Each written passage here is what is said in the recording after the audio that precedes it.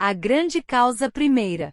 O autor não acredita nem advoga a existência de milagres, por ter suficientes conhecimentos da natureza para compreender que essa nunca se afasta das leis estabelecidas.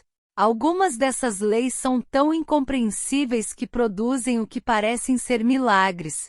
O sexto sentido se aproxima mais de milagres do que qualquer outra coisa que jamais tenha experimentado. O autor sabe que existe um poder ou uma causa primeira, ou uma inteligência, que penetra em cada átomo de matéria e se apossa de cada unidade de energia perceptível ao homem, que essa inteligência infinita converte a bolota em carvalho, faz a água correr montanha abaixo, de acordo com a lei da gravidade, faz a noite seguir o dia e o inverno ao verão, cada qual mantendo lugar e relações adequadas com o outro. Essa inteligência pode, através dos princípios dessa filosofia, ser induzida a auxiliar na transmutação de desejos em forma concreta ou material. O autor tem tal conhecimento através de experiências feitas e de tê-lo experimentado. Passo a passo pelos capítulos anteriores, você foi levado a isso, ao último princípio. Se você já dominou os princípios precedentes, está preparado agora a aceitar, sem ceticismo, as estupendas declarações feitas aqui. Se ainda não domina os demais princípios, deve fazê-lo, antes de poder determinar, definitivamente, se as declarações feitas neste capítulo são fato ou ficção. Quando me achava na idade de adorar heróis, vi-me imitando aqueles a quem mais admirava. Descobri então que o elemento fé que usava para imitar meus ídolos, dava-me grande capacidade de fazê-lo com sucesso. Você pode empregar conselheiros invisíveis. Nunca consegui perder por completo o hábito de adorar heróis. Ensinou-me a experiência que a melhor coisa, depois de ser realmente grande, era emular os grandes em sentimentos e ação, tanto quanto possível. Muito antes de ter escrito uma linha sequer para publicar ou tentado fazer um discurso em público, tinha o hábito de remodelar meu caráter, tentando imitar os 9 homens cujas vidas e obras mais me tinham impressionado. Esses 9 são Emerson, Paine, Edison, Darwin, Lincoln, Burbank, Napoleão, Ford e Carnegie. Todas as noites, durante longos anos, mantive reuniões de conselho imaginárias, com esse grupo ao qual chamava de meus conselheiros invisíveis. Eis o processo usado. Antes de adormecer, à noite, fechava os olhos e via, em imaginação, o grupo de homens sentados comigo, em volta da mesa de conselho. Não só eu tinha a oportunidade de me sentar entre os que considerava grandes, como ainda dominava o grupo, servindo de presidente. Meu propósito, ao dar livre curso à imaginação, nesses encontros noturnos, era bem definido.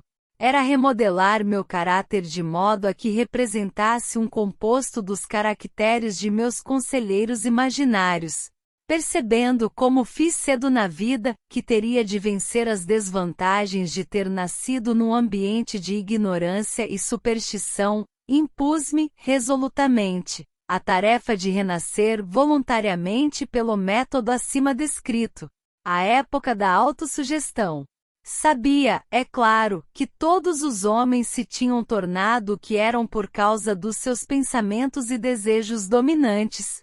Sabia que todo desejo profundamente implantado tem o efeito de fazer com que se procure expressão externa, para transmutar o desejo em realidade. Sabia que a autossugestão é fator poderoso na formação do caráter, sendo, na verdade, o único princípio pelo qual o caráter se forma. Com tais conhecimentos dos princípios do funcionamento mental, sentia-me razoavelmente bem armado, com o equipamento necessário à reestruturação de meu caráter. Nas reuniões imaginárias, pedi aos membros de meu gabinete os conhecimentos que esperava de cada um, dirigindo-me a eles em palavras audíveis. Assim, Sr. Emerson, desejo adquirir seu maravilhoso conhecimento da natureza que tanto distinguiu sua vida. Peço-lhe que impressione meu subconsciente com quaisquer qualidades que possuía e que o capacitavam a entender e adaptar-se às leis da natureza. Sr. Burbank, peço-lhe que me transmita os conhecimentos que lhe possibilitaram harmonizar de tal modo as leis da natureza, que o cacto perdeu os espinhos e se tornou comestível. Permita-me acesso aos conhecimentos que fizeram nascer 2 folhas de grama, onde só uma nascia antes. Napoleão deseja adquirir por emulação sua maravilhosa capacidade de inspirar os homens, despertando-os para um espírito de ação maior e mais determinado. Desejo adquirir também o espírito da fé duradoura, que lhe possibilitou transformar a derrota em vitória e a vencer obstáculos vertiginosos. Sr. Paine deseja adquirir sua liberdade de pensamento e a coragem e clareza de expressar as convicções que tanto o distinguiram.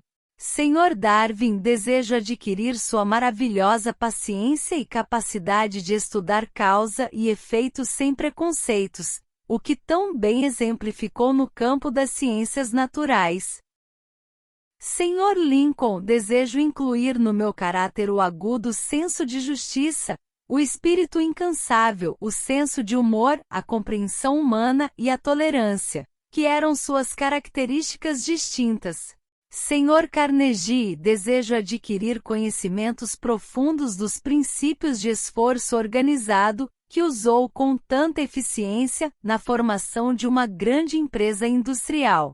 Sr. Ford desejo adquirir seu espírito de persistência, a determinação, o equilíbrio e autoconfiança que lhe possibilitaram dominar a pobreza e organizar, unificar e simplificar o esforço humano, de modo que eu possa ajudar outros a seguir suas pegadas. Sr. Edison desejo adquirir seu maravilhoso espírito de fé, com o qual revelou tantos segredos da natureza, espírito de incessante labuta, com o qual tantas vezes arrancou vitória da derrota. O gabinete imaginário. Meu método de me dirigir aos membros do gabinete imaginário variaria, de acordo com os traços de caráter que eu, no momento, mais me interessaria em adquirir. Estudei-lhes as vidas com meticuloso cuidado.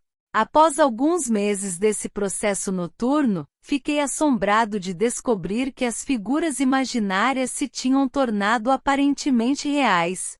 Cada um dos 9 homens desenvolveu características individuais que me surpreenderam. Por exemplo, Lincoln desenvolveu o hábito de se atrasar sempre, dando, então, uma volta com solene aparato. Sempre trazia uma expressão séria. Raramente o via sorrir. Com os outros não se dava o mesmo. Burbank e Paine frequentemente trocavam ditos espirituosos que pareciam, às vezes, chocar aos demais membros do gabinete. Certa vez, Burbank se atrasou. Ao chegar, estava excitado e entusiasmado, explicando que se retardara devido a uma experiência que estava fazendo e pela qual esperava conseguir produzir maçãs em qualquer tipo de árvore.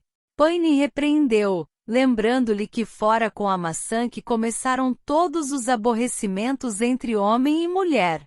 Darwin ria com vontade, sugerindo que Paine tomasse cuidado com pequenas serpentes, quando fosse à floresta apanhar maçãs, pois elas tinham o hábito de crescer, tornando-se serpentes grandes. Emerson observou, nem serpentes nem maçãs, e Napoleão comentou, nem maçãs nem Estado. As reuniões se tornaram tão reais que fiquei com medo das consequências e interrompi-as por muitos meses. As experiências eram tão esquisitas que eu temia, continuando-as, perder de vista o fato de que eram puramente experiências imaginárias. Essa é a primeira vez que tive a coragem de mencioná-las. Até agora nada falei sobre o assunto, por saber de experiência própria que seria mal interpretado, se descrevesse minhas experiências incomuns. Tomei coragem agora de expressá-las em letra de forma, porque estou menos interessado no que possam dizer, atualmente, do que estive em anos passados. Para que não me entendam mal, quero declarar aqui com ênfase que ainda encaro as reuniões de gabinete como puramente imaginárias. Sinto-me, porém, com direito a sugerir que, conquanto os membros do gabinete fossem totalmente fictícios e as reuniões só existissem em minha imaginação, levaram-me a gloriosos caminhos de aventura, estimularam a apreciação da verdadeira grandeza, encorajaram a iniciativa criadora e animaram a expressão do pensamento honesto. Como inspirar o sexto sentido? Em determinado ponto da estrutura celular do cérebro se acha localizado o órgão que recebe vibrações de pensamento, comumente chamadas de pressentimentos. Até agora a ciência ainda não descobriu onde está localizado esse órgão do sexto sentido, mas isso não tem importância. O fato permanece de que seres humanos recebem conhecimentos precisos por fontes que não os sentidos físicos. Tais conhecimentos geralmente são recebidos quando a mente está sob a influência de estímulos extraordinários. Qualquer emergência que desperte emoções e faça o coração bater mais rapidamente que o normal pode, e geralmente o faz, por o sexto sentido em ação. Quem quer que já tenha tido um quase acidente ao dirigir, sabe que em tais ocasiões o sexto sentido frequentemente vem em nosso socorro e ajuda, em frações de segundos, a evitar um acidente. Esses fatos são mencionados preliminarmente a uma declaração que farei agora, ou seja, que em meus encontros com os conselheiros invisíveis, é que minha mente fica mais receptiva a ideias, pensamentos e conhecimentos que me chegam pelo sexto sentido. Em inúmeras ocasiões, quando me defrontei com emergências, algumas tão graves que minha vida corria perigo, fui milagrosamente guiado nessas dificuldades pela influência dos conselheiros invisíveis. Meu propósito original, fazendo reuniões com seres imaginários, era apenas o de impressionar o subconsciente, pelo princípio da autossugestão, com certas características que desejava adquirir. Em anos mais recentes, minhas experiências tomaram rumos totalmente diversos.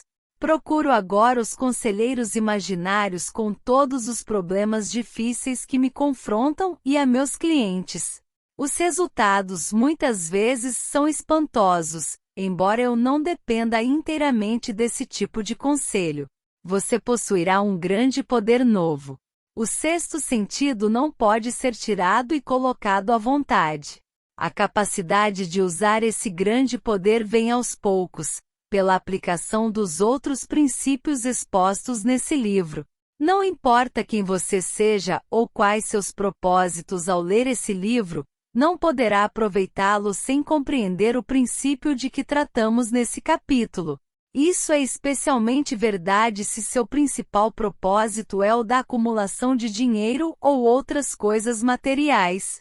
Incluímos o capítulo sobre o sexto sentido porque esse livro foi projetado com o objetivo de apresentar uma filosofia completa, pela qual os indivíduos possam se orientar sem erros, atingindo o que querem na vida.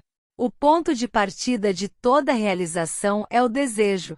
O ponto final é o tipo de conhecimento que leva à compreensão de si mesmo, compreensão dos outros, compreensão das leis da natureza, reconhecimento e compreensão da felicidade. Esse tipo de compreensão só chega em sua íntegra havendo familiaridade e uso do princípio do sexto sentido. Tendo lido o capítulo, você deve ter observado que enquanto lia foi elevado a um alto nível de estímulo mental. Esplêndido! Volte daqui a um mês, leia-o novamente e observe que sua mente se elevará ainda mais no plano dos estímulos. Repita a experiência de tempos a tempos, não se importando quanto ou quão pouco aprende de cada vez e logo se verá de posse do poder que lhe possibilitará livrar-se do desânimo, dominar o medo, superar a procrastinação e usar livremente a imaginação. Terá então sentido o toque daquele algo desconhecido, que é o espírito que impele todo pensador, líder, artista, músico, escritor e estadista verdadeiramente grandes.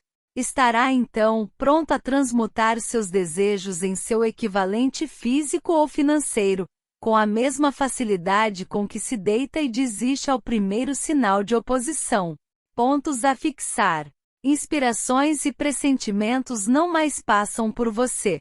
Agora o inundam de dinamismo, através da imaginação criadora, seu sexto sentido. O autor escolheu Henry Ford e outros homens de sucesso para se tornarem seus conselheiros invisíveis. Você pode alcançar seus objetivos, do mesmo modo que ele, com o mesmo método assombroso. Você está em contato agora com algo desconhecido que foi uma constante dos grandes homens de todos os tempos. Ainda opera aparentes milagres nas artes e ciências e nos negócios de todas as espécies.